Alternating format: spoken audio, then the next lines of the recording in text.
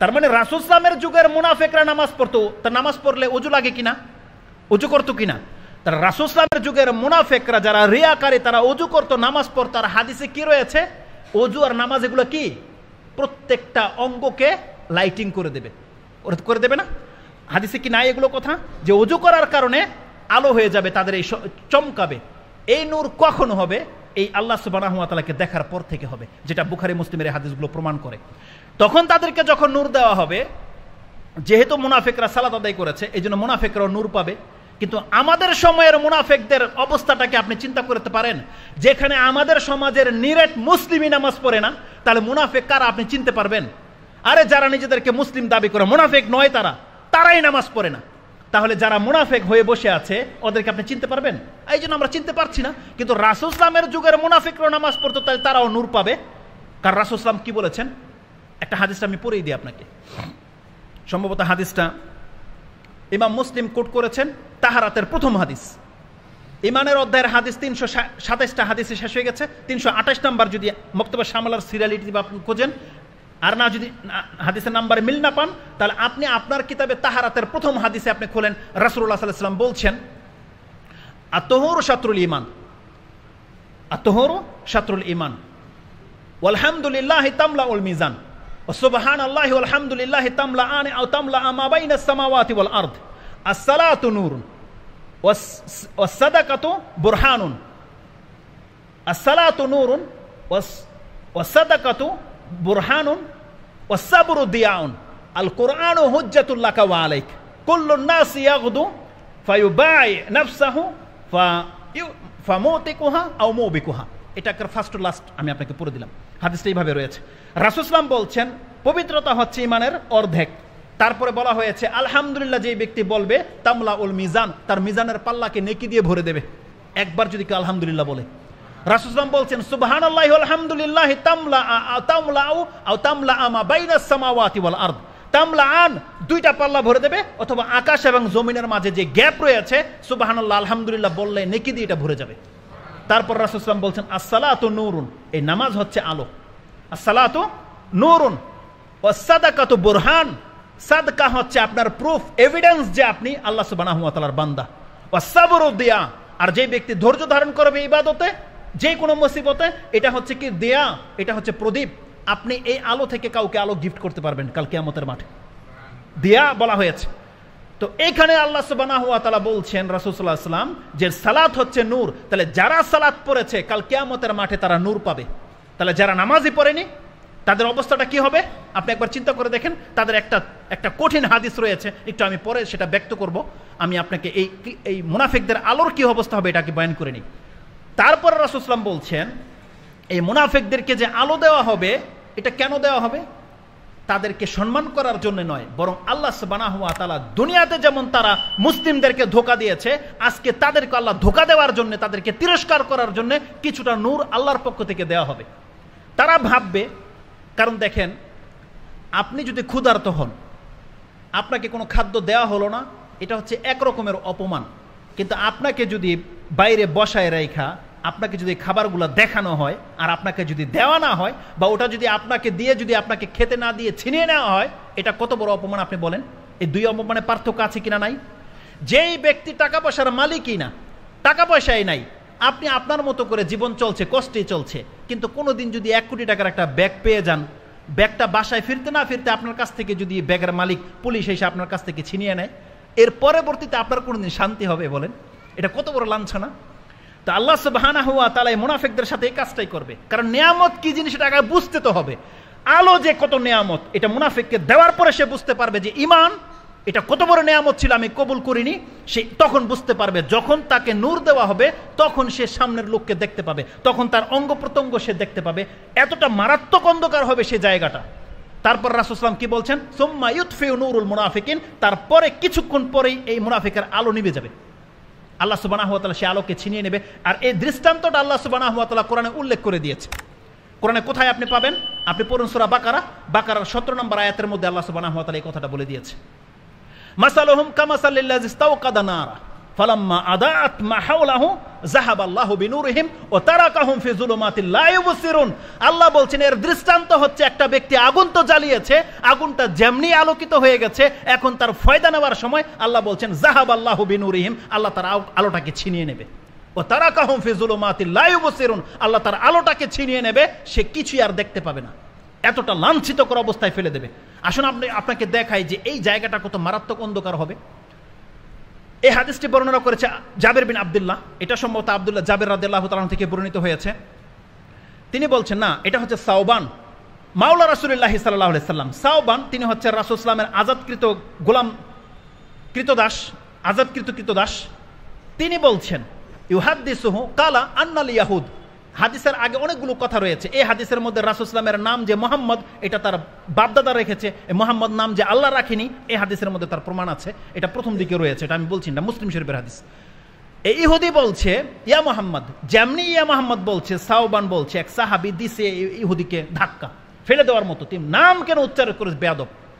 এতটা পছন্দ করতো না রাসূল সাল্লামের নাম কেউ এভাবে বেয়াদবের সাথে উচ্চারণ করবে, এটা সাহাবীদের কোনোদিন পছন্দনীয় ছিল না। ইহুদি যখন বলছে তার নাম তো তার বাপদাদা রেখেছে, আমি ওই নাম ধরেই ডাকবো, তখন রাসূল সাল্লাম বলছেন হ্যাঁ তুমি আমার নাম ধরেই ডাকো, এটা আমার বাপদাদারাই রেখেছে, তুমি নাম ধরেই ডাকো। তখন বলছে আমি আপনাকে কিছু প্রশ্ন করব। তার প্রশ্নের মধ্যে কিছু প্রশ্ন ছিল, বলছে তুমি আমাকে প্রশ্ন করলে তোমার কি ফায়দা? বলছে আমি কান খাড়া করে শুনবো আপনার কথাগুলো। তো বলছে ঠিক আছে প্রশ্ন করো। তার একটা প্রশ্ন ছিল আইনা ইয়াকুনুন নাস, সেই দিন মানুষ কোথায় থাকবে? ইয়াউমা তুবাদদালুল আরদু গায়রাল আরদ, ইয়াউমা তুবাদদালুল আরদু গায়রাল আরদি ওয়াস সামাওয়াত।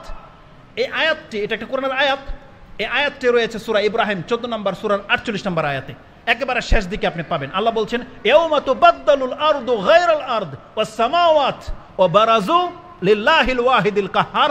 আর সেই দিন একক আল্লাহর সাথে সব কিছুকে জমা করা হবে, ওই আয়াতের মধ্যে রয়েছে।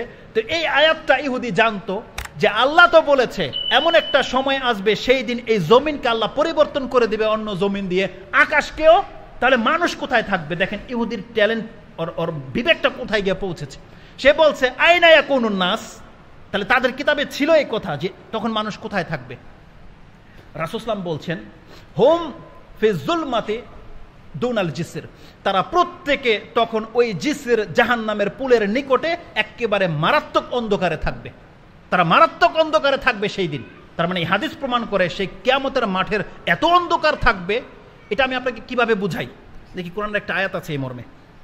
অন্ধকারটা তো মারাত্মক হবে। আপনি পড়ুন সূরা নূর 24 নম্বর সূরা, তার 40 নম্বর আয়াতটি। আল্লাহ সুবহানাহু ওয়া তাআলা সেখানে একটা এক্সাম্পল দিয়েছে দুনিয়াতে যারা কাফের তারা কতটা অন্ধকারের মধ্যে রয়েছে, তার একটা দৃষ্টান্ত এই আয়াতের মধ্যে রয়েছে। আল্লাহ সুবহানাহু ওয়া তাআলা সূরা নূর 24 নম্বর সূরার 40 নম্বর আয়াতে বলছেন আও কাযুলুমাতিন ফি বাহরিল লুজ্জি ইয়াগশাহু মাওজুন মিন ফাওকিহিল মাউ ফি মিন ফাওকিহি মাওজুন মিন ফাওকিহি সাহাব। একটা ব্যক্তি সমুদ্রের এত গভীরে রয়েছে যে তার একটা ঢেউয়ের উপরে আরেকটা ঢেউ, মানে একটা পরতের উপরে আরেকটা পরত, একটা পরতের উপর আরেকটা পরত, তারপরে আবার সাহাব মানে ঘন কালো মেঘ। যদি মেঘের দিন হয় তাহলে সমুদ্রের নিচের অন্ধকার কত মারাত্মক হতে পারে আপনি একবার চিন্তা করে দেখেন। যুলুমাতিন বাদুহা ফাওকা বাদ, আল্লাহ বলছেন অন্ধকারের উপরে অন্ধকার।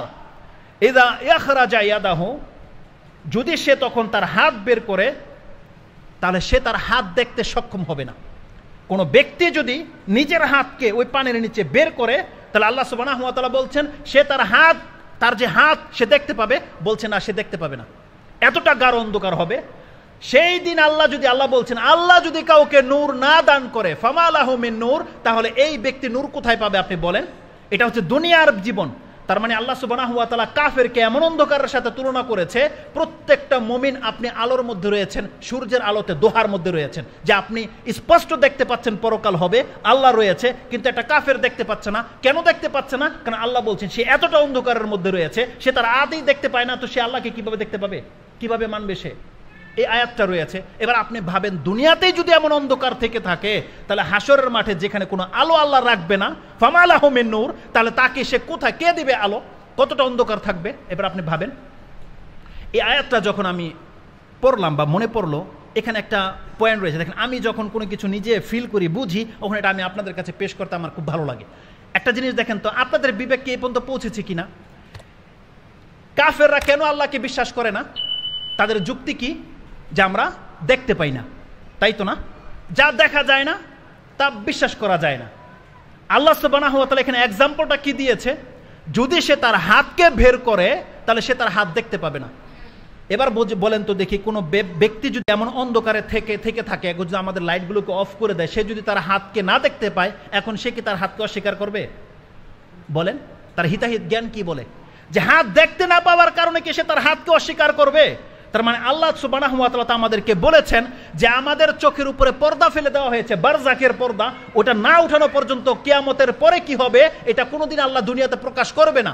আল্লাহ বলছে তোমার কানকে শুধু এখন সজাগ করে রাখো, আর মরার পরে আমি তোমার চোখের পর্দাটাকে উঠিয়ে দেব, সেখানে সব কিছু পুঙ্খানুপুঙ্খ তুমি দেখতে পাবে বান্দা। আমরা কেন ঈমান নিয়ে এসেছি? আমরা এই কথার উপরে ঈমান নিয়ে এসেছি, যার কারণে আমাদের দেখার প্রয়োজন হয় না। দেখা না দেখা উভয়টা আমাদের কাছে সমান। কিন্তু আল্লাহ বলছে যারা হাত দেখতে পায় না, তার মানে কি তার হাতকে অস্বীকার করবে? পরকালের বিষয়টা যে এতটা হক, এতটা চূড়ান্ত, আমি সুবহানাহু ওয়া তাআলা এই আয়াতটা যখনই আমার মনে পড়ে আমার মানে মাথাটা একবারে ঠান্ডা হয়ে যায়, আমার অন্তরটা একবারে কলিজাটা ঠান্ডা হয়ে যায়। আপনি পড়ুন সূরা 51 নম্বর সূরা আয-যারিয়াত, 51 নম্বর সূরার 17-18 এই আয়াতগুলোর মধ্যে একটা আয়াত আছে। আল্লাহ বলছেন ওয়াফিস সামাই রিজকুকুম ওয়া মা তুআদুন। আছে কিনা এই আয়াত? যে তোমাদের রিজিক আকাশে রয়েছে আর তোমাদের সাথে যা ওয়াদা করা হয়েছে তাও। ওয়াফিস সামাই রিজকুকুম ওয়া মা তুআদুন ফাওয়া রাব্বিস সামাওয়াতি ওয়াল আরদ ইন্নাহু লাহাক্কুন মিসলা মা আন্নাকুম তানতিকুন। এই কথাটা যখন আমি পড়ি আমার সুবহানাল্লাহ মানে আশ্চর্য হয়ে যায় যে আল্লাহ মানুষকে হক বোঝানোর জন্য এমন কোনো এক্সাম্পল কি ছেড়েছে যে তার মাথা কাজ করবে না? আল্লাহ কথাটা কি বলেছে? মিসলা মা আন্নাকুম তানতিকুন। এই যে আমি যে কথা বলতেছি, এটা কি আপনার অন্তর মেনে নিছে কি মেনে নেয়নি? মানুষ যে কথা বলে এটা বিশ্বাস করেন কি করেন না? কি করেন? কেন? আপনার কান শুনতে পাচ্ছে যে একটা আওয়াজ আসছে, আপনার চোখ দেখতে পাচ্ছে যে আমার ঠোঁট হিলছে। আল্লাহ বলছেন একটা মানুষ যে কথা বলে এটা মানুষ যেভাবে বিশ্বাস করে, এটাকে তাকে বিশ্বাস করাইতে হবে। কোনো ইহুদি কাফের নাসারাকে যদি বলেন যে ভাই আপনি কি জানেন মানুষ কথা বলে, ও আপনাকে পাগল বলবে কি বলবে না? যে বলে কি, এটা আবার জিজ্ঞাসা করার বিষয় হইল, মানুষ কথা বলে। কিন্তু যেই ব্যক্তি জন্মের থেকেই ধ্যানদা, মানে কানেই শোনে না, বধির, ও কি বোঝে মানুষ কথা বলে? বলেন, ও কি বুঝে মানুষ কথা বলে? ওকে কি বুঝাইতে পারবে কেউ? কোনো অন্ধ, হাতি দেখে নাই, এরকম একটা গল্প রয়েছে না, হাতি দেখে নাই, ও হাতির পা ধরে বলছে হাতি খাম্বার মতো, বলেন এরকম? তা আমরা তো গল্প কিচ্ছা কাহিনী বলি না, অথেন্টিক কথাগুলো আপনি ফিল করেন। আল্লাহ বলছেন মিসলামা আন্নাকুম তানতিকুন, আরে তোমার কথা বলা যেমন তুমি বিশ্বাস করে নিয়েছো, মানুষ কথা বলে এটা তোমার অন্তর যেমন অ্যাকসেপ্ট করে নিয়েছে, বান্দা পরকালের প্রত্যেকটা বিষয় এমনই চূড়ান্ত সত্য। এক্সাম্পল দিয়েছে আল্লাহ সুবহানাহু ওয়া তাআলা। আপনি বুঝতে পারেন কথা? লড়চড় হবে কোনো কথার? আমরা উদাহরণ দিলে অন্যজন উদাহরণের মধ্যে ফল খুঁজে পাবে যে উদাহরণটা এমন না হয়ে এমন হইতো। আল্লাহ বলছেন মানুষ যে কথা বলে এটা যেমন চূড়ান্ত সত্য, মরার পরে পরকাল হবে, আল্লাহ রয়েছে, জান্নাত জাহান্নাম সত্য, এটা অতটাই সত্য, চূড়ান্ত সত্য। সুবহানাল্লাহ। আপনি বলেন তারপরও মানুষ আল্লাহর প্রতি ঈমান নিয়ে আসে না? আরে পিঁপড়া কথা বলে, এটা আমরা জানতাম না যদি আল্লাহ আমাদেরকে না জানাতো। সুলাইমান আলাইহিস সালামের ঘটনাতে কি রয়েছে? আর এটা আমরা বিশ্বাস করবো না কারণ আমরা শুনতে পাই না, আমরা দেখি না। কিন্তু দাউদ আলাইহিস সালাম এবং সুলাইমান আলাইহিস সালামের উভয়ের গুণ ছিল, তারা পশু পাখির এই প্রাণীদের নরচর কথাবার্তা সব বুঝতে পারে। দাউদ আলাইহিস সালাম একদিন পানি চাওয়ার জন্য মাঠে নেমেছে তার দলবলকে নিয়ে, কিন্তু পথে মধ্যে গিয়ে থেমে গেছে, তারপর রিটার্ন চলে এসেছে। এটাও সহিহ হাদিসের বর্ণনাতে রয়েছে। দাউদ আলাইহিস সালাম তার সঙ্গীদেরকে বলছে রিটার্ন চলো, দোয়া হয়ে গেছে। তো বলছে পানি তো আপনি চাননি। তো বলতেছে যে আমি এক পিঁপড়াকে দেখেছি, তার পা গুলাকে উপর দিকে করে দিয়ে সে আল্লাহর কাছে পানির জন্য দোয়া করছে। আমাদের আর দোয়ার প্রয়োজন নাই, আল্লাহ সুবহানাহু ওয়া তাআলা তার দোয়া কবুল করে নিয়েছে, পানি হয়ে যাবে। পিঁপড়া, এই হাদিসটাকে আকীদার কিতাবে নিয়ে আসা হয়েছে কেন? আল্লাহ সুবহানাহু ওয়া তাআলা যে আকাশের উপরে রয়েছে, আরশে আজিমের উপরে রয়েছে, এটা দলিল পেশ করেছে। একটা পিঁপড়া পর্যন্ত জানে আল্লাহ সুবহানাহু ওয়া তাআলা আকাশে রয়েছে, কিন্তু মুহাম্মদ সাল্লাল্লাহু আলাইহি ওয়াসাল্লামের উম্মত হয়ে এত হতভাগা তারা যে তারা বুঝে না যে আল্লাহ সুবহানাহু ওয়া তাআলা উপরে রয়েছে। তারা বলে আল্লাহ সর্বত্র বিরাজমান, কেউ বলে আল্লাহ তার অন্তরের ভিতরে, তার কলিজার ভিতরে রয়েছে, কেউ বলে কুকুর বিড়াল বাদরের ভিতরে আল্লাহ রয়েছে। অথচ পিঁপড়া জানে আল্লাহ সুবহানাহু ওয়া তাআলা আকাশের উপরে রয়েছে। দাউদ আলাইহিস সালাম বলছেন সে তার পাগুলোকে উপর দিকে করে দিয়ে আল্লাহর কাছে দোয়া করছে। সুলাইমান আলাইহিস সালাম বলছেন যে পিঁপড়া কথা বলছে, তার মানে তারা কথা বলে, আমরা কথা বলি, ওগুলো আমরা বুঝি না, কিন্তু আমরা বিশ্বাস করে নিয়েছি, তাই না? আল্লাহ বলছেন এটা যেমন বান্দা তোমার বিশ্বাস হয়ে গেছে, তুমি তোমার অন্তরে এইভাবে বিশ্বাস করে নাও। আল্লাহ সুবহানাহু ওয়া তাআলা এমনটাই সত্য, রয়েছে পরকাল, হবে পরকাল, এমনটাই চূড়ান্ত সত্য। তো এই দিন প্রত্যেকের আলোকে নিভিয়ে দেওয়া হবে। যখন নিভে যাবে এই আলো, এখানে আরেকটি কথা বলি, দেখেন একটা পয়েন্ট, এখানে চমৎকার একটা উদ্ধৃতি রয়েছে, দেখে ওটা কি আগে আসবে না পরে? একটা পয়েন্ট যেটা ছুটে গেছে, দেখেন বলেছিলাম যে যখন তাদেরকে সেজদা করতে বলা হয়েছিল তারা সেজদা করতে পারবে না। কারা? যাদের পিঠকে সোজা করে দেওয়া হয়েছে।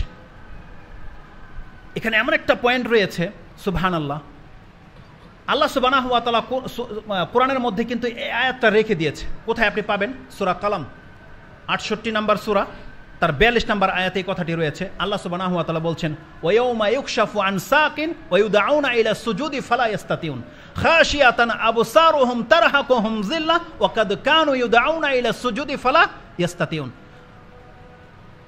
খাশিয়াতান আবসারুহুম তারহাকুহুম যিল্লা ওয়া কাদ কানু ইউদআউনা ইলা সুজুদি ওয়া হুম সালিমুন। আল্লাহ সুবহানাহু ওয়া তাআলা বলছেন সেই দিন পায়ের গোছাকে উন্মুক্ত করে দেওয়া হবে এবং প্রত্যেককে বলা হবে আমাকে সেজদা করো। আল্লাহ বলছেন ফালা ইস্তাতিউন, তারা সেজদা করতে পারবে না। কেন পারবে না? কারণ আল্লাহ বলছেন দুনিয়াতে তারা সুস্থ ছিল, তাদেরকে আমার কাছে সেজদা করতে, এই যে মাইকে ডাকা হচ্ছে না হাইয়া আলাস সালাহ হাইয়া আলাল ফালাহ, কিন্তু আল্লাহ বলছেন তারা সুস্থ ছিল কিন্তু আমাকে সেজদা করতে আসেনি। এটা ছিল মূল কারণ, যার কারণে তাদের পিঠকে সোজা করে দেবে। আমি ভেবেছিলাম এই সেজদাটা হচ্ছে ওই হাদিসের ব্যাখ্যা। আরেকটি হাদিস রয়েছে যেটা আপনি ইমাম তিরমিজি কোট করেছেন এবং আপনি হাদিসটি নাসাইতে পাবেন, দুটাই কিতাবুস সালাতে পাবেন। ইমাম তিরমিজি তার সালাতের অধ্যায়টা হচ্ছে 5 নম্বর অধ্যায়, আর নাসাইতে 2 নম্বর অধ্যায়, বা তিরমিজিতে 2 নম্বর অধ্যায়, নাসাইতে 5 নম্বর অধ্যায়। নাসাইতে হাদিস হচ্ছে 465 আর তিরমিজিতে হচ্ছে 413 নম্বর হাদিস। হাদিসটি আবু হুরায়রা বর্ণনা করছেন। রাসূলুল্লাহ সাল্লাল্লাহু আলাইহি সাল্লাম বলছেন, ইয়াকুল ইন্না আউওয়ালা মা ইউহাসাবু বিহিল আবদি ইয়াউমাল কিয়ামাতি মিন আমালিহি সালাতুহু। এটা একটা বর্ণনা। আরেকটা বর্ণনা রয়েছে ইন্নামা আউওয়ালা ইউহাসাবু বিহিল আবদু বিসালাতিহি। রাসূলুল্লাহ সাল্লাল্লাহু আলাইহি ওয়াসাল্লাম থেকে সহিহ হাদিস সূত্রে এটা বর্ণিত, নাসাইতে এবং তিরমিজিতে রয়েছে যে সর্বপ্রথম বান্দার হিসাব নেওয়া হবে কি? সালাত। তার নামাজের হিসাব নেওয়া হবে না। আমি ভেবেছিলাম এই সেজদাটা মনে হচ্ছে সেই সময় যে আল্লাহ সুবহানাহু ওয়া তাআলা পরীক্ষা করতে চাচ্ছে কে নামাজ পড়েছে, এখন সেজদার মাধ্যমে সেটা প্রুফ হয়ে যাবে। কিন্তু না, এটা এই মুহূর্তে নয়, এটা এই জায়গা নয়। কারণ হাদিসের ভাষা যেটা বোঝা যাচ্ছে তাতে দেখা যাচ্ছে যে না, এটা আসবে আরো পরে। কারণ হাদিসের ভাষায় কি রয়েছে? ইন্না আউওয়ালা মা ইউহাসাবু বিহিল আবদু ইয়াউমাল কিয়ামাতি মিন আমালিহি সালাতুহু। যখন বান্দার আমল থেকে যখন হিসাব নেওয়া হবে, মিন আমালিহি, আমলগুলোর যখন হিসাব নেওয়া হবে, তখন তার আমলের মাঝে সর্বপ্রথম হিসাব নেওয়া হবে সালাতের। ফাইজা সালুহাত ফাকাদ আফলাহা ওয়া আনজা। তখন তার নামাজ যদি ঠিক থাকে এই ব্যক্তি সফল কাম এবং এই ব্যক্তি মুক্তি পেয়ে যাবে। ওয়াইন ফাসাদাত ফাকাদ খাবা ওয়া খাসির। আর যদি কোনো ব্যক্তি নামাজকে ধ্বংস করে দিয়ে থাকে তাহলে এই ব্যক্তি হবে ক্ষতিগ্রস্ত, এই ব্যক্তি হালাক হয়ে যাবে। এই বর্ণনাটা রয়েছে আপনার তিরমিজিতে এবং নাসাইতে। এই হাদিসটি প্রমাণ করে যে না, এটা এই সেজদাটা সেই সময়টা নয়। কারণ কি হাদিসের শেষ অংশে আপনি পড়েন, তাতে রয়েছে ফাইনিন তাকাসা মিন ফরিদাতিহি, কোন বান্দা যদি তার ফরজ ইবাদতে ঘাটতি করে, ইয়াকুলু রাব্বু আজ্জা ওয়া জাল হাল উনজুর হাল আবদি মিন তাতাওয়ু, আমার বান্দার ইবাদতগুলো ঘাটো, দেখো তো তার কোনো নফল সালাত আছে কিনা। যদি তার নফল সালাত থেকে থাকে ফা আকমিলুহু, তা দিয়ে তা পুরা করে দাও। আল্লাহর দয়া দেখেন, কোনো ব্যক্তির ফরজ নামাজ অনেক সময় জামাত ছুটে গেছে, সূর্য উঠে গেছে, বা অতটা মন ছিল না, এই ঘাটতিগুলো যে হয়েছে তার নফল দিয়ে সেটাকে পুরা করা হবে। কিন্তু এখানে সেজদা করতে বলা হয়েছে কয়টা? একটা। এখানে তার কোনো অপশন নাই। মূলত এখানে এই সেজদাটা করা হচ্ছে এটা ইমানের পরিচয় হিসাবে। কারা আল্লাহর প্রতি ইমান আছে, কারা ইমান নাই, কে মুসলিম না কে মুশরিক, এটা প্রুফ হয়ে যাবে সেই সেজদার মাধ্যমে। যারা সত্যি সত্যি আল্লাহর প্রতি ইমান নিয়ে এসেছে, যারা মুসলিম, যারা নামাজ পড়েছে, যারা প্রকৃত অর্থে আল্লাহর বান্দা, তারা সেজদা করতে পারবে, কিন্তু বেনামাজি সেজদা করতে পারবে না। বেনামাজির প্রুফই নাই সে তার ইমান। আর আল্লাহ সুবহানাহু ওয়া তাআলা এখানে ঈমানের পরিচয়ের ক্ষেত্রে যখন সালাতকে নিয়ে এসেছেন, আপনি কি জানেন সালাত শব্দটাকে আল্লাহ সুবহানাহু ওয়া তাআলা কোরআনে ঈমান শব্দ দিয়ে ব্যক্ত করেছেন? কোরআনে একটি আয়াত রয়েছে, আপনি পড়ুন সূরা বাকারা 2 নম্বর সূরার সম্ভবত আয়াতটি রয়েছে 143 নম্বর আয়াত, যেখানে কিবলা পরিবর্তনের যে আয়াত রয়েছে, যেই আয়াতগুলোতে কিবলা পরিবর্তনের ঘটনা রয়েছে, সেখানে আল্লাহ সুবহানাহু ওয়া তাআলা বলছেন মা কানা আল্লাহু লিইউদিয়া ঈমানাকুম। অথচ আলোচনা চলছে সালাতের। আল্লাহ সুবহানাহু ওয়া তাআলা বলছেন তোমরা কিবলাকে পরিবর্তন করে নাও। তখন সাহাবীদের অন্তরের মধ্যে এটা উদ্রেক হয়েছিল, এতদিন যে আমরা বাইতুল মুকাদ্দাসের দিকে ফিরে নামাজ পড়েছি, তাহলে আমাদের নামাজগুলো কি সব বরবাদ হয়ে গেল? এর জবাবে আল্লাহ সুবহানাহু ওয়া তাআলা আয়াত নাজিল করে দিয়ে বলছেন মা কানা আল্লাহু লিইউদিয়া ঈমানাকুম, না আল্লাহ এমন নয়, আল্লাহ তোমাদের ঈমানগুলোকে নষ্ট করবে না। অথচ আলোচনা চলছে সালাতের। তার মানে ঈমানাকুম আই সালাতাকুম, আল্লাহ তোমাদের নামাজকে নষ্ট করবে না। তার নামাজ হচ্ছে ঈমান। যারা দুনিয়াতে সালাত পড়ে না, আল্লাহ বলছেন কাল কিয়ামতের মাঠে আল্লাহকে সিজদা করতে সে পারবে না। তখনই তাদেরকে মুনাফিকদের সাথে আলাদা করে দেওয়া হবে, পৃথক করে দেওয়া হবে। একটা মারাত্মক হাদিস রয়েছে যেটা আপনি সুনানে দারমিতে পাবেন, হাদিস নাম্বার হচ্ছে 2734, এবং আপনি এই হাদিসটি পাবেন মুসনাদে আহমদে 6000-এর পরে গিয়ে রয়েছে হাদিসটি সহিহ সনদে। এই হাদিসটি আমর ইবনুল আস বর্ণনা করেছেন, আব্দুল ইবনে আমর বর্ণনা করেছেন। তিনি বলছেন একদিন রাসূল সাল্লাল্লাহু আলাইহি ওয়াসাল্লাম নামাজ সম্পর্কে আলোচনা করছে। নামাজ সম্পর্কে আলোচনা করতে গিয়ে তিনি বলছেন মান হাফাজা আলাইহা কানাত লাহু নূরান ওয়া বুরহানান ওয়া নাজাতান ইয়াউমাল কিয়ামা ওয়া মান লাম ইউহাফাজ আলাইহা লাম তাকুল লাহু নূরান ওয়ালা বুরহানান ওয়ালা নাজাতান ইয়াউমাল কিয়ামা ওয়া ইয়াতি ইয়াউমাল কিয়ামাতি মা কারুন ওয়া হামান ওয়া ফিরআউনা উবাই ইবনে খালফ। এই বর্ণনাটি রয়েছে হাদিসে। মিশকাতে আপনি হাদিসটি পাবেন 500 কত বললাম 578 578 নম্বরে আপনি মিশকাতে পেয়ে যাবেন। ওখান থেকে আপনি কোড নাম্বার নিয়ে নিন। রাসূল সাল্লাল্লাহু বলছেন একদিন নামাজ সম্পর্কে আলোচনা করতে গিয়ে এই 5 ওয়াক্ত সালাতকে যারা হেফাজত করবে নিজের জীবনে, যারা 5 ওয়াক্ত সালাতকে হেফাজত করবে, কানাত লাহু নূরান, এর আলো হবে, মানে এ জ্যোতি পাবে। কানাত নূরান ও বুরহানান, তার কাছে প্রুফ রয়েছে, এভিডেন্স রয়েছে সে যে মুসলিম। ও নাজাতান ইয়াউমাল কিয়ামা, আর এই ব্যক্তির নাজাত রয়েছে যার নামাজকে হেফাজত করেছে। ওমান লাম ইউহাফিজ আলাইহা, আর যেই ব্যক্তি 5 ওয়াক্ত নামাজকে হেফাজত করেনি, রাসূল সাল্লাল্লাহু আলাইহি ওয়াসাল্লাম কি বলছেন লাম তাকুন লাহু নূরান, এর কোনো আলো থাকবে না। লাম তাকুন লাহু নূরান ওয়ালা বুরহানান ওয়ালা নাজাতান ইয়াউমাল কিয়ামা, এই ব্যক্তির কাছে কোনো প্রুফ নাই সে যে মুসলিম, আর এই ব্যক্তি নাজাত পাবে না। ওয়ায়াতি ইয়াউমাল কিয়ামা, আর সেই ব্যক্তি হাসর হবে কার সাথে? মা হামান। ওয়ায়াতি ইয়াউমাল কিয়ামাতি মা কারুন ও হামান ও ফিরআউন ও উবাই ইবনে খালফ। এই পৃথিবীর মধ্যে এই 4 জন ব্যক্তির চাইতে সবচাইতে বড় কোনো পাপী আর আছে? এই 4 জন ব্যক্তির চাইতে বড় কোনো পাপী আছে আল্লাহর নজরে? রাসূল সাল্লাল্লাহু বলছেন বেনামাজি এই 4 জনের সাথে থাকবে। এবার আপনি বলেন, আমি মনে করি যারা বলেছে, যে সমস্ত শেখরা আমাদের পূর্বপুরুষরা যারা বলছে নামাজ না পড়লে সে মুসলমান নয়, তাদের কথা চূড়ান্ত সত্য, তাদের কথাই হচ্ছে হক। যারা বলছে বারবার বেনামাজি মুসলমান নয়, বেনামাজি মুশরিক, বেনামাজি আর যা খুশি তা, কিন্তু মুসলিম নয়, তাদের কথাই হক। কারণ রাসূল সাল্লাল্লাহু আলাইহি ওয়াসাল্লাম কি বলেছে? যার হাসর হবে ফেরাউনের সাথে, এই মুসলমানের সাথে হাসর হবে। উবাই ইবনে খালফের সাথে মুসলিমদের হাসর হবে। এখানে 4 ক্যাটাগরির পাপীর কথা বলা হয়েছে। একজন হচ্ছে মুনাফিকের সর্দার, কেউ হচ্ছে মুশরিকের সর্দার, আর একজন হচ্ছে কাফেরদের একবারে চরম লিডার, যে বলেছিল আনা রাব্বুকুমুল আলা। কত শাস্তি দেবে আপনি একবার ভাবেন ফেরাউনকে, কত শাস্তি দেবে আপনি ভাবেন। তাদের সাথে বেনামাজের হাসর হবে। যে মা বোনদের কানের মধ্যে কথা পৌঁছচ্ছে, তারা যেন অন্তর থেকে কথাটাকে ফিল করে আপনি পাপী, আল্লাহকে দেখতে পাবেন, আপনার জন্য নাজাত রয়েছে। কিন্তু আপনি নামাজি নন, আপনি মুসলমানই নন, আপনি কি আল্লাহকে দেখতে পাবেন না?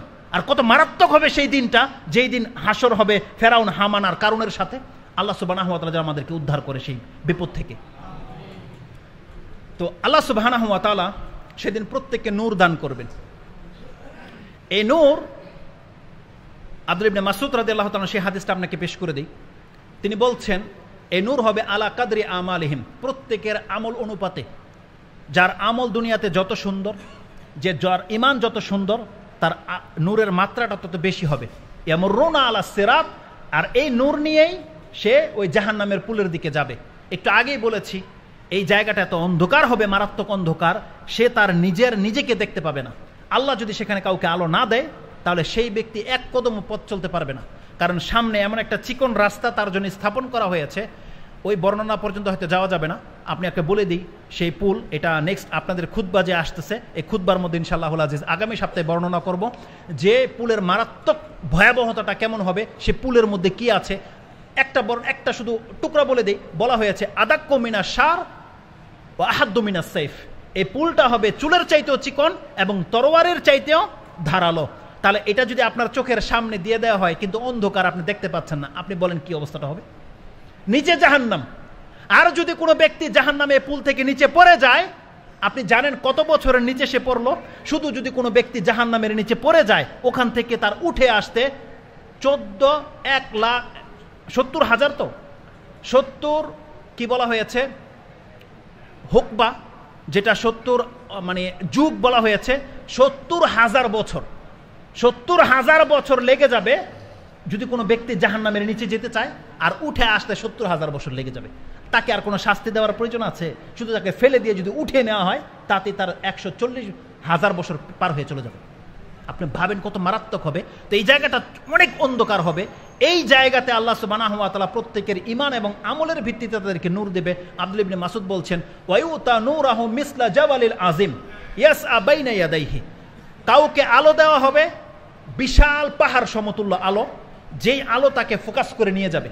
আর এই নূর, বারবার নূর বলছি, জ্যোতি বলছি, আপনি কি ভাবছেন এই জোর আর নতি কি আপনার এই আলো? সে আলো নয়, এটা হচ্ছে আপনার জ্বালানি। রকেট যেমন স্পিরিটে উঠে কিসের ভিত্তিতে? জ্বালানির ভিত্তিতে ওঠে না? এই পুলকে পার করার জন্য নূর লাগবে। কোনো ব্যক্তি যার নূর যত বেশি হবে তার স্পিড তত বেশি হবে, যার নূর যত কম হবে তার স্পিড তত কম হবে। ওই বর্ণনাতে আমরা ইনশাআল্লাহ উল্লেখ করব। তো আব্দুল্লাহ ইবনে মাসউদ রাদিয়াল্লাহু তাআলা তিনি বলছেন, কারো নূর দেওয়া হবে পাহাড় সমান, ওয়ায়ুতা নূরাহু আসগারা মিন যালিক, তার নূর হবে তার চাইতে কম। কারো নূর দেওয়া হবে খেজুর গাছের সমান, কারো নূর হবে তার চাইতে কম। হাত্তা ইয়াকুনার রাজুলু ইউতা নূরাহু আলা ইবহামি কাদামিহি, কাউকে নূর দেওয়া হবে তার পায়ের বৃদ্ধাঙ্গুলের মতো। ইবহাম বলা হয় এটাকে আরবিতে। ইবহাম মানে হচ্ছে এটা, 5টা নাম জানেন তো না? এটা হচ্ছে ইবহাম, এটাকে বলা হয় সাব্বাবা বা শাহাদা, এটা হচ্ছে উস্তা, এটা হচ্ছে বুনসুর, এটা হচ্ছে খুনসুর। তো পিচ্চিকে যখন মুখস্থ করাচ্ছে তখন এটা মনে পড়লে, যেটা বুনসুর এটা হচ্ছে খুনসুর, আর এটা হচ্ছে উস্তা, এটা সাব্বাবা, এটা হচ্ছে ইবহাম। তো পায়ের যেটা নিচের আঙ্গুল এটা হচ্ছে ইবহাম। রাসূল সাল্লাল্লাহু বলছেন এমনও ব্যক্তির আলো হবে ওই পায়ের বৃদ্ধা আঙ্গুলিটুকু। এটা হচ্ছে আমাদের যুগের বর্তমানের ওই 150 টাকা দামের মোবাইল, মাঝে মাঝে জ্বলে মাঝে মাঝে জ্বলে না। ইউতফিউ নূরা, মাঝে মাঝে নিভে যাবে। আর যেমনি নিভে যাবে কামা, সে দাঁড়িয়ে থাকবে। আল্লাহর এর দৃষ্টান্ত সূরা বাকারার মধ্যে দিয়েছে, 18-19 নম্বর আয়াতগুলো আপনি পড়েন। যেমনি আলো নিভে যাবে, এটা মুমিনদের আলো কিন্তু, আর ওই মুনাফিকদের আলো যে নিভে গেছে ওটা নিভে গেছে, ওটা আর জ্বলবে না। মুনাফিকরা এখানে স্টপ, তাদের রাস্তা নাই এর সামনে। কিন্তু মুমিন যারা ইবাদত করেছে, পাপ করেছে, কিন্তু এই পাপের কারণে ঈমান এতটা দুর্বল, আলো ইবাদত এত কম, আজকে ইবাদত করতে গেলে আপনার পেরেশানি হয়। যারা দাঁড়িয়ে রাখতে কষ্ট হয় এটা বোঝা আপনার, পর্দা পড়তে আপনার কষ্ট হয়, টাকনার উপরে আপনি, এগুলো তো সব পাপ। কিন্তু 2 রাকাত সালাত পড়তে আপনার কষ্ট হয়, ওযু করতে আপনার কষ্ট হয়, কিন্তু এগুলো কাল কিয়ামতের মাঠে আপনার নূরকে বৃদ্ধি করে দেবে। যেই হাসরের মাঠে দাঁড়িয়ে থাকার মতন ক্ষমতা কারো নাই, সেই জায়গায় পার হতে আপনাকে এত বেশি নূরের প্রয়োজন হবে, সেই দিন আপনি ফিল করবেন যে নূরের কত প্রয়োজন। রাসূল সাল্লাল্লাহু বলছেন যখন তার নূর নিভে যাবে সে থেমে যাবে। আর থেমে যাবে তো আপনি কোথায় আছেন? জাহান্নামের উপরে, কারণ পুলটা হবে জাহান্নামের উপরে। এই জাহান্নামের যেখানে গরমের দিন আপনি টিকতে পারেন না, একটু নামাজ যদি লম্বা হয়ে যায়, খুতবার দিনে আসছে, আপনাদের চেহারার দিকে তাকানো যাবে না 5 মিনিট দেরি হয়ে গেলে। এটা হচ্ছে দুনিয়ার গরম। আর দুনিয়ার গরম কোত্থেকে আসে? রাসূল সাল্লাল্লাহু আলাইহি ওয়াসাল্লাম তো বলেছে ইন্নাহু ফাইহে জাহান্নাম, এটা জাহান্নামের নিঃশ্বাস মাত্র। এটা আপনি বোঝেন জাহান্নাম কোথায় রয়েছে, ওখান থেকে নিঃশ্বাস ছাড়ছে, আপনি গরমে টিকেন না, আর আপনাকে আল্লাহ দাঁড় করিয়ে দিবে জাহান্নামের উপরে। সেখানে যদি আপনার নূর না থাকে, আর আপনার যদি কারো ধাক্কা খান, আপনি পরিস্থিতিটা চিন্তা করেন সেখানে কি হবে, চিন্তা করেন সেখানে পরিস্থিতি কি হবে। এই নূর যখন থেমে যাবে, সুবহানাল্লাহ, মারাত্মক অবস্থা খারাপ হয়ে যাবে। এই জায়গাটা এমন একটা ভয়ানক জায়গা হবে, আল্লাহ সুবহানাহু ওয়া তাআলা সূরা তাহরিমের মধ্যে এই কথাটা উল্লেখ করেছেন। সূরা তাহরিম 66 নম্বর সূরার 8 নম্বর আয়াতে পড়েন, সেখানে আল্লাহ সুবহানাহু ওয়া তাআলা বলছেন, ইয়া আইয়ুহাল্লাযীনা আমানুত্তাকুল্লাহা ইয়া আইয়ুহাল্লাযীনা আমানু তুবু ইলাল্লাহি তাওবাতান নাসুহা আসা রাব্বুকুম আইয়ুকাফিরা আনকুম সাইয়্যাতিকুম ওয়া ইউদখিলকুম জান্নাতিন তাজরি মিন তাহতিহাল আনহার ইয়াওমা লা ইউখজিল্লাহু আন-নাবিয়্যা ওয়াল্লাযীনা আমানু মা'আ।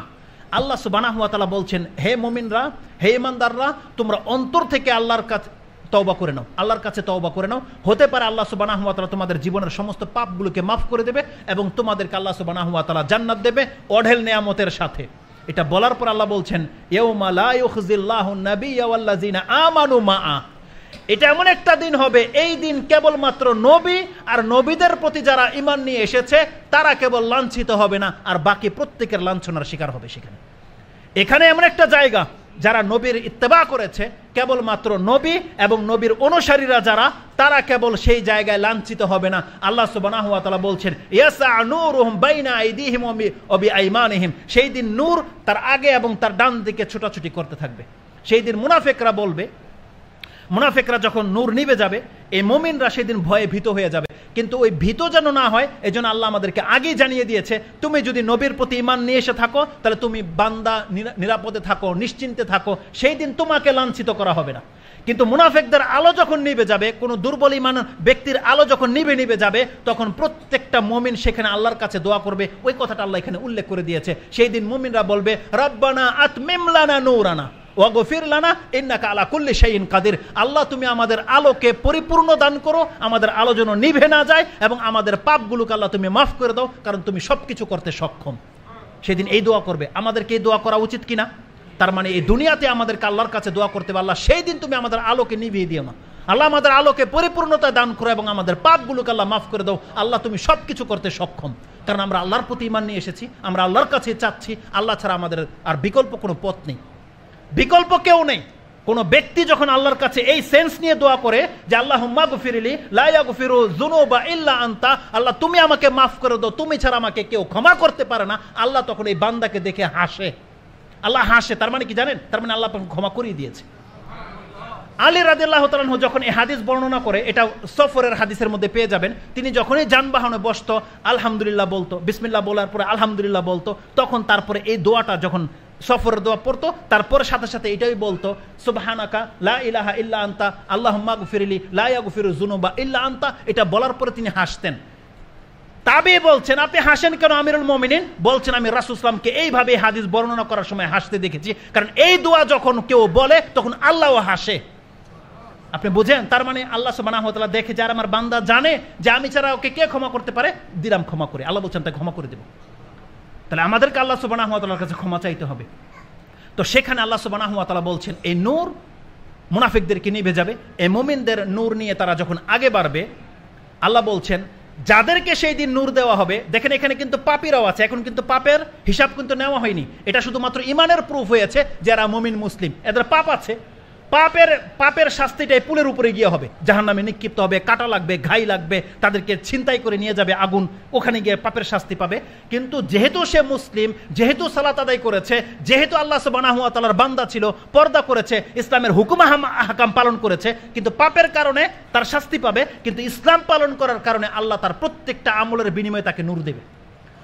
আর যাকে আল্লাহ সুবহানাহু ওয়া তাআলা নূর দেবে তাদের সম্পর্কে আল্লাহ সুবহানাহু ওয়া তাআলা সূরা হাদিদ 57 নম্বর সূরার 12, 13, 14 নম্বরের আয়াতগুলো আপনি পড়েন, যে যাকে নূর দেওয়া হবে তার মানে তাকে সার্টিফিকেট দিয়ে দেওয়া হলো বান্দা তুমি জান্নাতি।